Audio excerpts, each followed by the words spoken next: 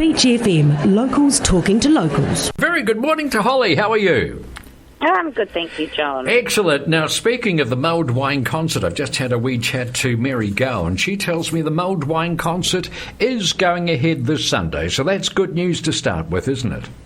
That is good news. So that's Sunday at Memorial Hall, isn't it? That's right, and a very interesting program.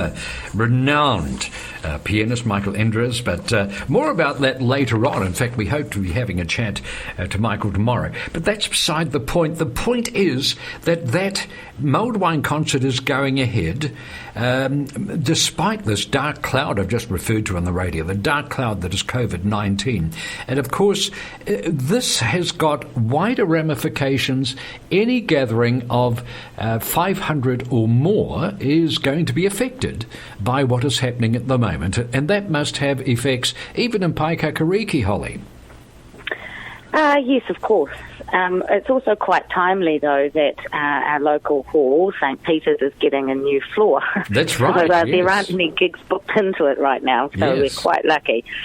Yes, indeed. But we have just made a call as a community board to voluntarily cancel our village Anzac parade.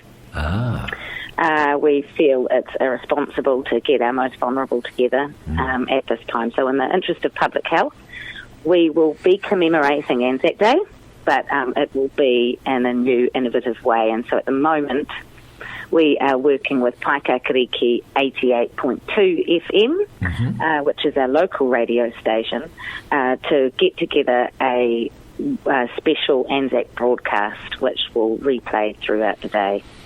Okay. And as you say, you mentioned the most vulnerable, and many of the people who Anzac Day is very, very special for. I mean, I know it's more and more younger people are getting involved in it, but the people with the personal connection to Anzac Day tend to be the elderly and therefore tend to be the most vulnerable, apparently, to this COVID-19 curse that we seem to be coping with at the moment.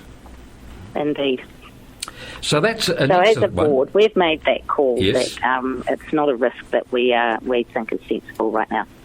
I see that on the paekakariki.nz website you've got a banner there and you've got a lot of information about how we stay strong during this challenge. Absolutely. So the community board have been working with our emergency preparedness group, which is led by Karen Headland. And Karen's a very interesting woman. She's been organising this since the Kaikoura Quakes, or been part of that team. She's lived in Paekakariki for 5 years and has got 2 children. And her and her husband both have lived all around the world responding to humanitarian crises. So that she wasn't in Uganda for the Ebola crisis, but did work with UNICEF to understand what worked and what didn't, how to respond to the crisis. And we're really lucky to have somebody like her within our community to help inform and lead and shape a community response. Isn't that amazing? Obviously, I never cease to be amazed at the kind of people that we have in our community. It's the amount of expertise. So her name was Karen Headland, it's quite interesting with Karen at the moment because her husband, Justin, has just returned from Uganda. So they are doing self-isolation at home. Right. They're a running experiment. They're doing it voluntarily. He didn't have to self-isolate. And you can tune into our local radio station, Paekakariki 88.2 FM, and have a listen to Te Pai, where they've talked to quite a few people within the village last night. Those who are self-isolating, and how they are managing and what the hard things are, the easier things are, and all that sort of stuff. Fascinating. So this page on paekakariki.nz of COVID, about building a stronger community, is updated daily. That's where I update that.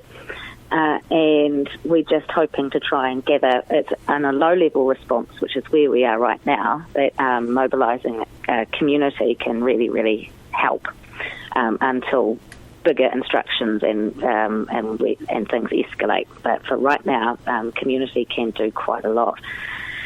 And on that point, Sophie Hanford, our ward councillor, has started up a Facebook group. So if listeners don't know it, it's called Self-Isolation Support Kapiti on Facebook. And there are, at the moment, it's mainly offers of help. So, for example, someone in our village needed a face mask so that their one of their family members could cook dinner. And somebody went and dropped off a face mask to them. Wow. Quite simple things, but actually make an enormous difference when you are self-isolating. So I do suggest that people jump up on that group, Self-Isolation Support Kapiti. We are really concerned or aware that the elderly within our community will be choosing to self-isolate so that they don't contract COVID, and also those who are immune compromised. So it's about offering support to those people and also making sure that you've identified the vulnerable people just in your street and immediately around you. It's interesting to bring up the isolation, which in fact is what we're talking about when we confine ourselves to barracks. And the elderly people, of course, there's an initiative running in Kapiti, the Age Connect Kapiti, which aims to get over the issues of social isolation. And in a way, what we're moving into is an era of social isolation. So we've got some work to do here, haven't we? Absolutely. It's interesting times we're living in right now, John, aren't they? They surely are. Well, I think that's a superb page. I'm going to keep referring to that many times. This is on paekakariki.nz. We're going to track down Karen and have a chat to her on the radio. I warn you, Karen.